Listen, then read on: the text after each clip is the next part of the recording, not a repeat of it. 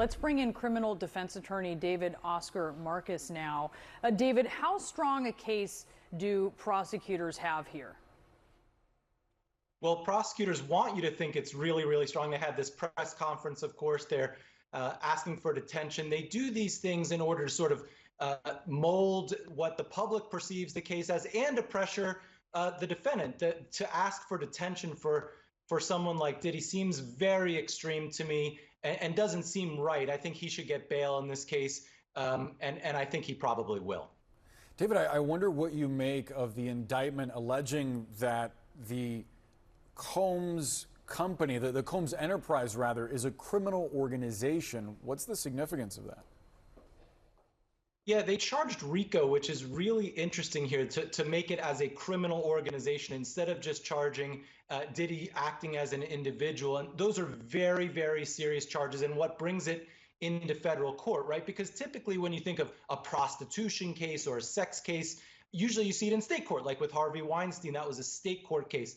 But here we have the feds bringing the case and using the RICO statute as a basis to do so, which really amps up the stakes of the case. And Combs' attorney said he's cooperating. The U.S. attorney questioned that comment. What do you make of that being at issue here? Right. I mean, of course, Combs wants to say that he's complying with everything, that he showed up, he came to New York, he's ready to surrender. The government wants to make him out like he's an obstructionist, like he's tampering with witnesses so that he doesn't get a bond in the case. And so there's going to be a big dispute about whether he gets bond, about whether he has been cooperative or not. The government has taken steps to show he is not. They executed search warrants. They arrested him at night, so he had to spend the evening in jail instead of getting a bond hearing the same day. They're taking every aggressive step here that they can.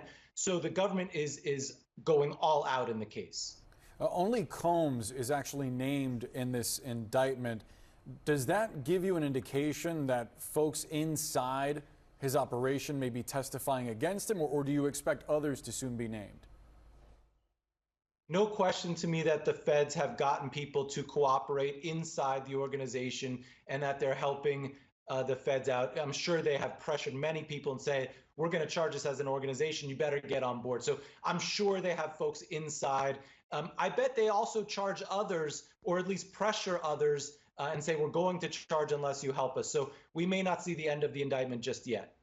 And David, how does the indictment impact what are now 10 lawsuits against Combs? Yes, of course, the civil lawsuits will try to piggyback onto this criminal case and say, look, there's criminal charges.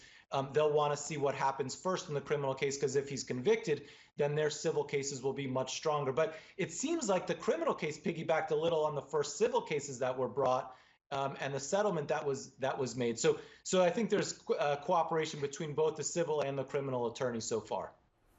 All right, David Oscar Markus, we've learned a lot, but clearly there is a lot more to learn here. Thank you. We appreciate it. Thank you.